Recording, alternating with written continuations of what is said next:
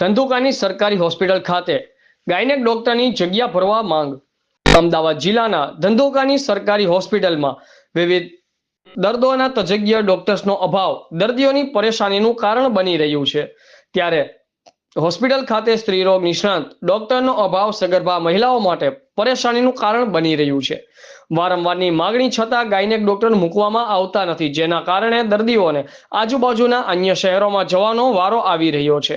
આર્થિક રીતે અતિ પછાત ધંધુકા તાલુકાના સરકારી દવાખાને મોટાભાગે સામાન્ય જનતા આવે છે, ત્યારે અહીં પૂરતા ડોક્ટર તેમજ સુવિધા નહીં મળતા બહાર પ્રાઇવેટમાં સારવાર અર્થે જવું પડતું હોય છે, જેનો ખર્ચ પરિવારજનો માટે અસહ્ય બની જતો હોય છે। ત્યારે સરકારી હોસ્પિટલ ખાતે ગાયનેક ડોક્ટરની કાયમી નિમણૂક કરવામાં આવે તેવી માંગ સાથે લોકોએ મામલતદારને આવેદનપત્ર સુપરત કરી લેખિતમાં રજૂઆત કરી હતી। રિપોર્ટર સંજયભાઈ ઝાલા, આઝાદ મીડિયા લાઈવ, ધંધુકા।